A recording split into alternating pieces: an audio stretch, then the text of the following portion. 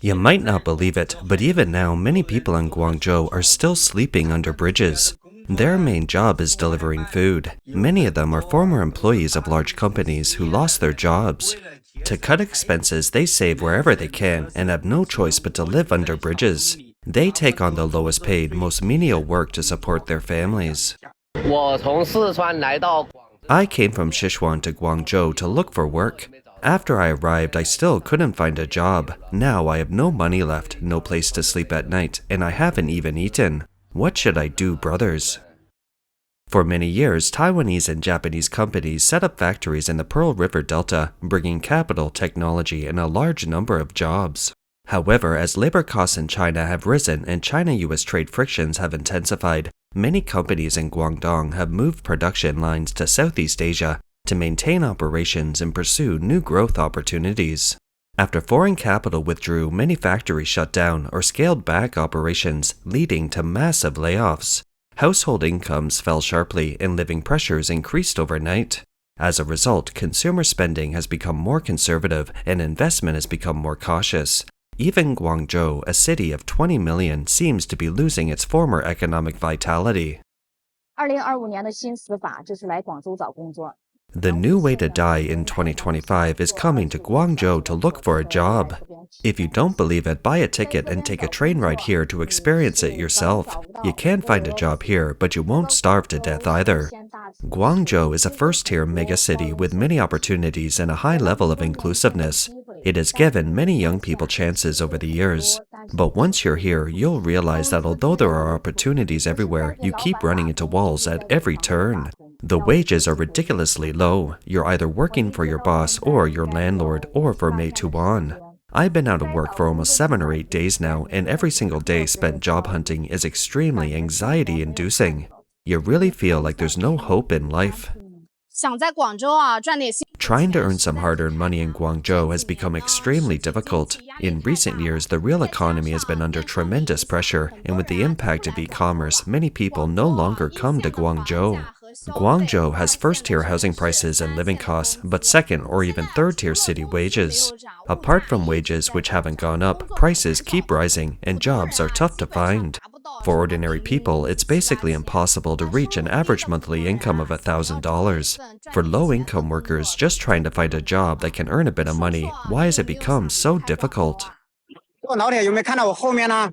Folks, do you see what's behind me? Here in Kanglikang factory area in Guangzhou, many factories have no work left to do. They've already started sending people home early for the new year, and a wave of workers is heading back to their hometowns. It's the return home rush now. Everyone is going back. And over there behind me, those people are all waiting for buses. Today alone, more than a dozen long-distance coaches are heading back to Hebei. My God, this year it's no longer about whether you work hard or whether you're capable of making money. Even if you work yourself to the point of complete exhaustion, you still can't earn anything. Look at those shops behind me, $20,000 a month for one. These here are $10,000 a month, and the ones further back are still $5,700 a month.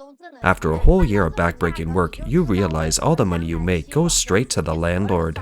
Once you see these rents, you understand why even one of Guangzhou's top commercial districts, Jingnan West, now has a vacancy rate of over 30%. Shops that cost tens of millions of RMB to buy simply can't be rented out. On a single street, about 1/3 of the stores are up for transfer. This entire building is empty. No one dares to move in. One tenant every 3 months. Landlords stay the same. Businesses come and go. This place used to have huge crowds. Now there's hardly anyone walking on the street. This commercial complex has been around for about 10 years. 10 years ago, it was packed with people. Every business was doing very well, with outdoor seating and a great atmosphere. These past couple of evenings, during the dinner rush around 6 or 7 o'clock, there were only a few dozen people scattered around. Most restaurants had just 1 or 2 tables occupied, and some had none at all. The ones doing slightly better had a few tables, maybe 10 at most. It's a complete contrast to how things were back then. What I find hardest to understand is the restaurant up front, Shangzhi. It used to be one of the best in the Pazhou area, top 3 in Halahaiju district, yet it has shut down as well. The blogger warns that if you plan to open a restaurant this year, you must carefully assess your own capacity and proceed with caution. Otherwise, it would be tough to survive. Opening a restaurant requires a large amount of real upfront capital, and one wrong step can wipe you out completely. With consumer spending continuing to decline, extra caution is essential in the food and beverage industry. 一个人在广州找工作到底有多难？ How hard is it for one person to find a job in Guangzhou? For an ordinary person like me with limited education and no special skills, many companies simply aren't interested. I had an interview today not far from where I live, so I decided to give it a try. The interview location was in a large shopping mall, but it felt empty and somewhat desolate. The layout was especially complicated. I had to ask several people before finally finding the elevator. I took it up to the 4th floor. It was my first time riding this kind of freight elevator with wooden panel walls inside. In a way, the quietness might not be so bad. If I ended up working here, at least I wouldn't have to squeeze into a crowded elevator. The blogger said that he waited at the site for nearly an hour before it was finally his turn to be interviewed. The interviewer explained that the work schedule allowed for only 4 days off per month and that the salary details would have to wait for the boss's final decision. During the conversation, he learned that the boss had delayed wage payments for 2 months and that 2 employees had already resigned, forcing the company to look for temporary replacements. The interviewer even admitted that he himself wasn't sure how long he could keep going. After hearing all this, the blogger felt deeply uneasy and concluded that the company didn't seem reliable at all. I've been in Guangzhou looking for a job for almost a week now, and I still haven't found anything. Many netizens have suggested that I go to Shenzhen instead. Is it easier to find a job there? I resigned back in September, so it's been almost a month now. I spent more than 10 days back in my hometown, and when I came down here to look for work, I realized it's tough. People said it was hard to find a job last year. I never expected it to be even harder this year. Last year, there were already plenty of scams on job recruitment websites. I didn't expect there to be even more this year, and the tricks are more sophisticated and elaborate than last year.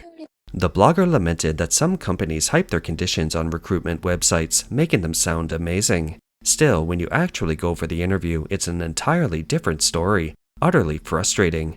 Finding a job in Guangzhou this year is just too hard. 现在广州到处都是空。 Right now, there are empty apartments everywhere in Guangzhou. So many places can't be rented out anymore, which is why these landlords, especially the so-called rent aunties, come to the bridge entrances very early to look for tenants. In the past, if the rent was $100, it was $100. You either rented it or you didn't. It was that simple. Now it's different. Even if you offer $70, they'll rent it to you. There are vacant homes everywhere. 最近我了解了一下房价。 Recently, I looked into housing prices, and prices in Guangzhou have been cut in half. Homes that used to cost $500,000 can now be bought for around $140,000. A lot of people online are saying that business will be even more complex next year, in 2026. They say housing prices will keep falling, possibly by another 20% next year. I don't know whether that's true. 知道这2年在广州找工作是什么样的体验吗？ Do you know what it's been like looking for a job in Guangzhou over the past 2 years? In one sentence, it makes you question your entire life. I work in sales. Although there seems to be many positions available, let me put it this way. My principles are evident. I don't do jobs that are just selling quack remedies, those that are deceptive and misleading or unreliable. I don't touch scams or fraudulent activities, and the risks of gray areas and skirting the law are too high. Also, my requirements are high, and I'm not even considered for positions under 35. The blogger frankly admits that she can't do jobs that rely entirely on physical labor and time to earn money, like screwing in screws in a factory. Finding a decent job these days is really difficult. The job market in Guangzhou isn't as good as one might imagine. 广州现在的情况可能 You might not believe what I'm saying, but many large companies and conglomerates haven't been able to pay salaries for 6 months. Many enterprises, including state-owned enterprises, are laying off staff and cutting salaries. Most small companies are on the verge of bankruptcy. Even the once inviolable internet giants have resorted to layoffs, sometimes affecting thousands at a time, and I'm one of them. Even highly educated individuals from top universities such as 985 and 211 are not immune to unemployment, let alone ordinary people like us. My classmates have either been laid off, had their salaries reduced, or even had their salaries stopped and have been unemployed for more than 6 months. The blogger laments that many seemingly luxurious office buildings are actually empty. Many unemployed people sit in Starbucks or McDonald's all day, working on a laptop. The future economic trend and employment prospects are highly uncertain and difficult to predict. 真的太难了，现在做个生意真的太难了。 My God, it's so hard doing business is so difficult these days. How are you supposed to sell in Guangzhou's weather? Almost no one comes in all day long. I sit there all day. My butt's getting so sore. It's unbearable. And when you finally manage to get someone in, before you even stand up, before you can finish your sentence, they've already run away. What's going on? Everyone seems so socially awkward. Honestly, it's making me socially awkward too. I feel like I've really forgotten how to sell. Now, when I see someone, I'm even afraid. I don't know what to say. They won't let you open your mouth. The moment you do, they run away. 当年单价200多万一平方的商铺，你们有没有见过？ Have you ever seen shops that cost $300,000 per square meter back in the day? This is Shangshaiju Pedestrian Street in Guangzhou, a nationally renowned pedestrian street. It used to be packed with people, but now look at all the shops. Closed down, closed down, closed down. The entire street is empty. Besides the regular rent, you had to pay a transfer fee of hundreds of thousands of RMB, a significant entry fee. People lined up to buy them. At its peak, a 10 square meter shop cost 3 million. Can you imagine how many memories this street evoked for so many people?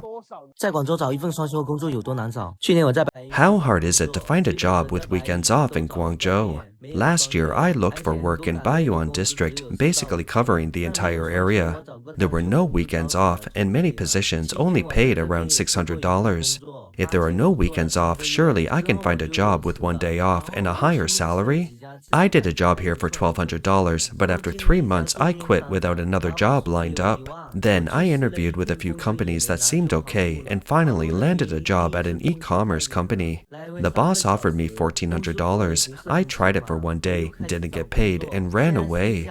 The reasons for running away were firstly, the commute was too long. 3-hour round trip, and secondly, I didn't like the company atmosphere. I started looking for work again, and now I'm working as a production assistant at a skincare company, earning $1,400. I found a job, and although it's not far from where I live, I find that with only one day off, I can't do many things. The blogger gave an example, saying that he gets home late on Saturday nights and doesn't wake up until almost noon the next day. He had planned to go out with friends, but found he simply didn't have the time. If he could have 2 days off, on Saturday and Sunday, he could plan his time much more freely, so he especially envied those who had weekends off. 我勒个乖乖，全都闭了。 My goodness, everything has shut down, not just one store, but an entire street. Do you see it? A whole street. I said it before, doing food delivery this year is doomed to fail. Why? Because the platform rules have changed. If you don't offer dine-in services, I'm telling you, no amount of promotion will help. No one can save you. 你们有没有发现，现在实体店越 Have you noticed that it's getting harder and harder to see customers in brick-and-mortar stores these days? Let me talk about what I experienced today. Today is Friday. I was at Wanda Plaza in Baiyuan, Guangzhou, from the first floor to the second floor. I'm telling you folks, it's probably, you won't believe it. Across all categories of physical stores, dozens of brand-name shops, there wasn't a single customer. Tell me, aren't things just incredibly tough for us brick-and-mortar shop owners? 哎呀，几千万没了。 One glance and tens of millions of RMB are gone. Another glance and tens of millions of RMB are gone again.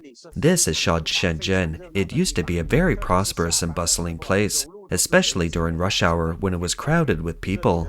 Now it's desolate and in decline. The prosperity is gone, and a faint sadness wells up in my heart. 你们知道现在广州跌 Do you know how badly prices have fallen in Guangzhou right now? I bought a house in Tianhe for $170,000, and this year it's down to $85,000 a unit. The developer still has dozens of fully furnished units that they can sell. Where have all the people in Guangzhou gone? Are they all planning to go back to their hometowns? Dongguang's manufacturing industry is about to undergo a major reshuffle.